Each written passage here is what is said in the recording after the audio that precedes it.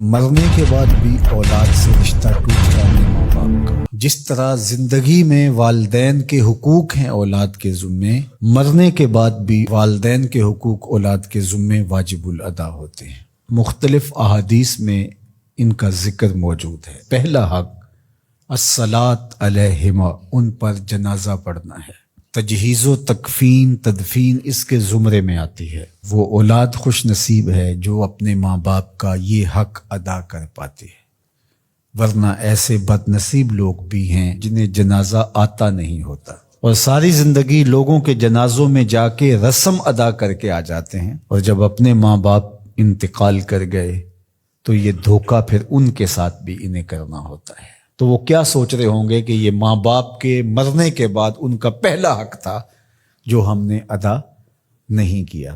دوسرا حق استغفار لہما، ان کے لیے بخشش کی دعا کرنا، مغفرت کی دعائیں کرنا، اے اللہ ان کی مغفرت فرما۔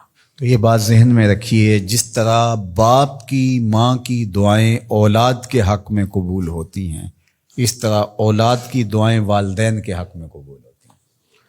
تو ان کے لیے استغفار کیا جائے۔ ایک شخص فوت ہوا اور اپنی بدعمالیوں کی وجہ سے قبر میں جکڑا گیا، تو بعد میں اچانک اس سے عذاب اٹھا لیا گیا کچھ عرصے کے بعد۔ تو بارگاہ عزدی میں عرض گزار ہوا، مالک میرے اعمال تو ایسے نہیں تھے کہ مجھے ان مشکلوں سے نکال کے کھڑکی کھول دی گئی جنت کی، تو کہا کہ تیرے مرنے کے بعد تیری بیوی کے ہاں جو بیٹا پیدا ہوا، تیرا بچہ پیدا ہوا، پھر اس نے اس کو پروان چڑھایا، اب وہ بولنے لگا اور اس کو وہ درس گاہ میں چھوڑ آئی، تو استاد نے اس کو پڑھایا، بیٹا پڑھو بسم اللہ الرحمن الرحیم، تو اس نے یہ پڑھا، مجھے شرم آئی کہ اس کا بیٹا مجھے رحمان الرحیم کہہ رہا ہے اور میں اس کو عذاب دوں۔ اللہ اکبر۔ اولاد نیک ہو تو اس کا فائدہ ماں باپ کو پہنچتا ہے۔ ایک حق یہ بھی ہے کہ اولاد نیک ہو، چونکہ اچھے اور برے اعمال قبر میں ماں باپ کو پیش کیے جاتے ہیں۔ اچھے ہوں تو خوش ہوتے ہیں، برے ہوں تو انہیں تکلیف پہنچتی ہے۔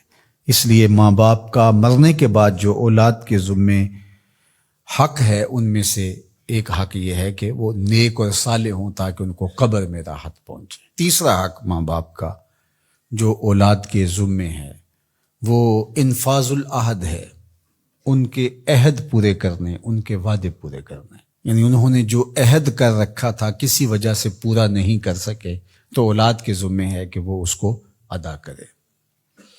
وہ عہد اللہ سے بھی ہو سکتا ہے اور اللہ کی مخلوق سے بھی ہو سکتا ہے۔ اللہ سے کوئی منت مانی تھی، پوری نہیں کر سکے، اسی طرح مخلوق کے ساتھ کوئی وعدہ تھا، اس وعدے کی تکمیل نہیں ہو سکی تھی تو ان وعدوں کو پورا کرے۔ اس طرح قرض دینا تھا کسی کا اور انتقال کر گئے تو اولاد اس کو اپنی طرف سے ادا کرے۔ اس کا اگر مال ہے تو اس کے مال سے ادا کر کے اس کے بعد پھر جو ہے وہ اس کی وراثت تقسیم ہوگی، اور اگر مال نہیں بھی تھا تو پھر بھی اولاد کے ذمہ ہے کہ اپنے باپ کا قرض ادا کرے، اور یہ اگر جنازہ پڑھنے سے پہلے کر دیا جائے تو یہ سب سے اچھا اور سب سے بہتر ہے۔ ایک تو یہ ہے کہ انہوں نے جو وعدے کر رکھے تھے، ان کے جو عہد تھے وہ پورے کرے، لیکن اس کے زمرے کے اندر وہ واجب کی سطح تک تو نہیں ہے، لیکن ان کے حقوق میں سے ہے کہ ان کے معمولات خیر کو جاری رکھے۔ یعنی جو وہ اچھے کام کرتے تھے، غریبوں کی مدد کرتے تھے، لوگوں کو کھانا کھلاتے تھے، اپنے علاقے کی مساجد کی ذمہ داریاں لیے ہوئے تھے، مدارس کی ذمہ داریاں لیے ہوئے تھے، غرباء کے علاج معالجے کی ذمہ داریاں لیے ہوئے تھے، اس طرح اور رفاعی ذمہ داریاں اپنے ذمہ انہوں نے لے رکھی تھی، تو ان کے انتقال کے بعد اگر صلاحیت اور حالت مالی ایسی ہو تو اولاد کو اس تسلسل کو ٹوٹنے نہیں دینا چاہیے، کہ یہ نہیں ہے کہ اب والد صاحب چلے گئے، ماں چلی گئی تو غریب رشتہ دار جو پردے سے ان کی مدد ہوتی تھی اور ان کے گھر کا چولہا جلتا تھا، تو ماں کے جانے کے بعد اب اولاد کہے کہ یہ آپ کا اور اس کا تعلق تھا، وہ چلی گئی تو کام ختم نہیں۔ اس معمول کو جاری رکھیں، قبر میں ماں کی روح خوش ہوگی، روح بھی خوش ہوگی، اور اس کا اجر آپ کو بھی ملے گا، اور برابر اتنا ہی اجر آپ کے ماں باپ کو بھی قبر میں ملے گا، اس لیے کہ اس کار خیر کو شروع انہوں نے کر رکھا تھا۔ تو جو معمولات خیر ہیں ماں باپ کے، ان کو جاری رکھا جائے۔ چوتھا حق ماں باپ کا مرنے کے بعد جو اولاد کے ذمہ عائد ہوتا ہے وہ ہے بر الاصدقاء، حسن سلوک کرنا باپ کے دوستوں کے ساتھ اور ماں کی سہیلیوں کے ساتھ. خالہ ماں کی جگہ پہ آتی ہے اور چچا باپ کی جگہ پہ آتا ہے. تو ماں کے انتقال کے بعد جو ماں کی طرف سے رشتہ داری کا سلسلہ ہے اس کو توڑ نہ دیا جائے کہ اب ماں نہیں رہی تو رشتے بھی ختم، اس طرح باپ نہیں رہا تو رشتے بھی ختم.